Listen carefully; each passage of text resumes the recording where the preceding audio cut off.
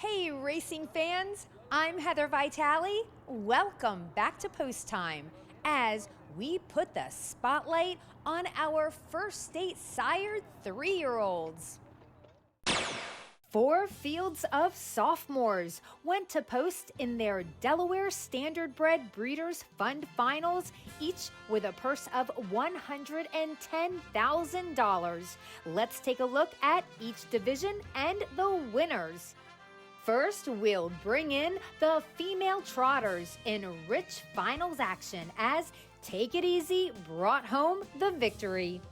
They make the way into the clubhouse turn on their way over toward the half, and leading the way, Cat's Fancy by a length and a half, almost 2 lengths. Sitting in second, Take It Easy, followed by Songmaster. In fourth is Saints Design. Behind Saints Design, Holly Lou. After that, Merino Bluestone. At the end are Peggy's Girl and Button Candy. They went by the half, 58 3/5. They trot up the back stretch.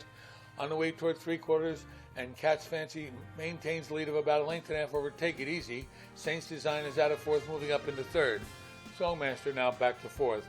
Out to follow is Holly Lou from fifth. Outside also is Merino Bluestone. They race into the final turn now. They make the way by 3/4, Cat's Fancy.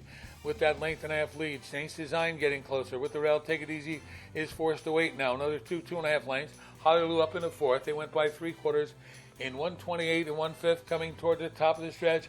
Cat's Fancy with Saints Design getting closer now. They're straightening away, and with the lead, Cat's Fancy, Saints Design on the outside. Take It Easy coming down the passing lane. Here comes Take It Easy. They come toward the wire. Take It Easy down the rail. Take It Easy is going to win it. Take It Easy, owned by Nanacoke Racing, James Magno, and Joe Fonte, got a perfect trip and got up in the final stride to win by a neck. Also bred by James Magno and Joe Fonte, the daughter of Anders Bluestone crossed the wire in 1:57 3.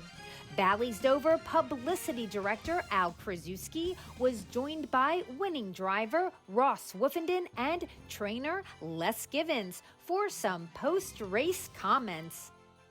Ross, looking at the program, you knew you had to beat Cat's Fancy. You finished second back-to-back. You got in pretty good position. Tell us how the race unfolded for you. Yeah, we've been following that one, all the divisions, every damn race we're in. Could never beat her, but she got to the front 28-1, a little bit quick in this weather. Didn't like the way she was going up front, and I thought I might get her up the lane, and it worked out good. Congratulations, Ross. Sweet, thanks, sir. Les, Take It Easy. As Ross was saying, you were finishing second back-to-back to Cat's Fancy. Just to give us a little bit of a history on Take It Easy. Well, she's always been a handful, and I drove her a couple of times myself just to try to get her calmed down or whatever. And I can drive, but I don't really want to. So I said, I got to have somebody on her that's pretty, strong, a man, you know what I mean? And Ross has done a good job with her. She's always a pain behind the gate, so I started jogging her behind the gate every day home, and now we can just put her right up on the gate, and she seems to be a lot better that way. Well, you've been dominant force in the DSBF. Congratulations, Les. Thank you. Moving on, it's the DSBF final for our 3-year-old trotting Colts and Geldings as Yale crossed the wire first. They race over toward the half. Yale leads it. Sitting on the outside is Wolfpack Cheddar. Royalty Star is there. Melvin G back to the outside. Have to go 3 wide up the back stretch. They went by the half in 57 3/5. And leading the way is Yale. Yale leads it by about 3 parts of a length. Wolfpack Cheddar outside with the rail. That's Royalty Star. Melvin G still waiting. Can't wait much longer because Wolfpack Cheddar begins to drop back. They go into the final turn, approaching 3/4. It's Yale. Yale is on top. Royalty Star is there. Melvin G 3 wide, not gaining very well. They go by 3/4, 127 1. Around the final turn, coming toward the top of the stretch.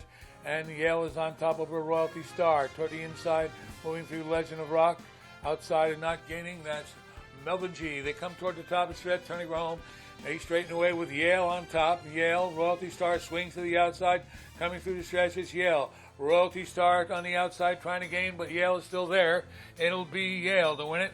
Royalty Star, a good second. Way back in third, Legend of Rock, followed by a distant fourth for Bucky Highway, 156 2. Yale, owned, trained, and bred by Stacy Johnson Stafford, set off all the teletimers en route to a 156-2 victory. The 3-year-old son of EL Platinum also won his DSBF final at the Delaware State Fair this past summer. Al Krasuski chatted with Stacy and her husband, winning driver Art Stafford Jr., after this big victory. Yale wins in 156-2.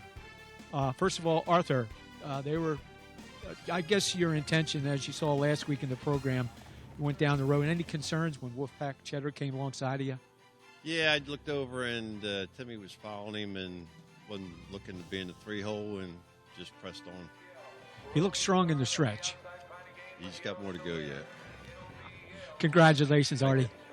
Stacy Johnson Stafford, congratulations. This horse is 8 for 8. You've raced and picked your spots. Tell us a little bit more about Yale. He's the family pet. He's 4th generation for us. I had his great-great-grandmother, which was a mare named City Press, who was a really nice mare when we moved down here. And he's carrying on her legacy for me, and he's just very special to me. Did you see him developing at an early age? I thought he was special the first moment I laid eyes on him. Well, congratulations to you both. Thank you. Next up, let's see our young lady pacers take center stage as Bobby's Grace was victorious in her Delaware Standardbred Breeders' Fund Final. They make their way into the clubhouse turn on the way over toward the half, and leading the way, Bella Ortiz parked as Mad Ann. Down toward the inside, Little Miss Peyton, followed by Mimosa on the key. Get Going comes to the outside. We'll have to go 3 wide up the backstretch. Following is Valentina Station. After that, trailing the field up the backstretch are Simamuku La La. And at the end, that's Bobby's Grace. They're midway up the backstretch on the way toward the final turn. And with the lead on the outside, Get Going up to join Bella Artiste. Valentina Station follows down toward the inside. That's Little Miss Peyton, 3 wide. Here comes a 3 wide bid from Sibamu, from a 3 wide move from Bobby's Grace. They're midway on the final turn now, coming toward the top of the stretch. Bobby's Grace on the far outside is up after the lead. Bella Artiste has got the rail. Get Going between those two. They're at the top of the stretch now, turning around Bobby's Grace. Bobby's Grace on the far outside with Get Going. Down toward the inside, there's Bella Ortiz. Little Miss Peyton down the passing lane, coming through the stretch. Get Going's got a short lead. Bobby's Grace on the outside. It's all Vince Copeland coming toward the wire. Bobby's Grace beats Get Going. Bella Ortiz third, 154-4. Bobby's Grace, bred by Cavalli Pazzi Stables, was last at the half but made a big move and came from off the pace to win by a head. The daughter of Roddy's Bags Again picked up her victory in 154-4. And it was a Vince Copeland trained exacta, as Vince conditions both Bobby's Grace and Get Going. Al met with the winning driver, Russell Foster, and owner, Michael Bayo, for an interview. Russ, there was a lot of action going on in there. Tell us how the trip. Yeah, that's kind of what we needed to happen. I mean, my filly's not real quick off the gate. We were kind of hoping there was some action, and that's the way it worked out, so we're pretty happy about it. Is this the biggest purse race that you've won? Yeah, I've won a couple for 100, but this is the first 110, so yeah, great. Congratulations. Thank All right, you. Russ. Sir, tell us about your filly, Bobby's Grace, real quick. Well, I bred her, and when she was 3 days old, a good friend of mine who was elderly said to me, my bucket list has been to own a racehorse. He goes, I'd like to buy half of her. I said, you want her? She's scrawny. Yes, I do. Okay, you buy her, you name her. His wife's name was Grace. She had passed away. His name was Bobby. Named her Bobby's Grace. So last year as a 2-year-old, she kept breaking. Couldn't finish a race. So Bob says, Mr. Sapinosa said, well, she needs to grow. She'll be good next year. Unfortunately, he passed away last year. Yeah, he passed away, but his son is here, John, and we wanted to keep his dream going, and we didn't give up. So we decided to race her as a 3-year-old, and Vince Copeland did a great job with her, got her to stop breaking and to become the champion that she is. So this is a dream for Robert Sapinosa's bucket list. Bob, I hope you're smiling in heaven. Congratulations. Finally, let's check out the rich final for 3-year-old male pacers as Primo Maschio continued to dominate in DSBF action. They go into the clubhouse turn, approaching the half and crossing over. Primo Maschio gets to the front and leads by a length and a half. Racing in second, Sure Not Beach, followed by Lou Not Lou. Then comes Maximum Luck. Big Hunk of Money is next. Then comes Wyatt Earp to the outside. They went by the half in 55 seconds. They race up the backstretch with Primo Maschio leading by about a length and a half. Here comes a brave move to the outside by Lou Not Lou. Down inside, Sure Not Beach. They make their way toward the three-quarter marker, and it's Primo Maschio with Lou Not Lou on the outside with the rail, Sure Not Beach. 3 lengths further back to Maximum Luck. Then on the outside, Big Hunk of Money, 3/4, 123 and 2/5. They race around the final turn, and the leader, Primo Maschio, Lou Not Lou on the outside, down to the rail, Sure Not Beach, and that's about it. And they're at the top of the stretch with Primo Maschio coming off the turn with the lead. It's Primo Maschio by more than a length now. On the outside, Lou Not Lou, Sure Not Beach down the passing lane. They come through the stretch.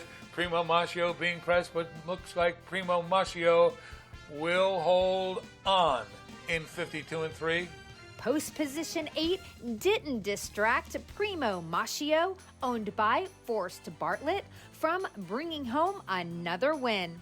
Bred by Let It Ride Stables and Bottom Line Racing, the son of Badlands Hanover led the way for the 152 and 3 victory and another score in a DSBF final. After the race, driver Trey Porter and trainer Walter Callahan joined Al in the winner's circle. Trey, you're looking at the program. You got post 8.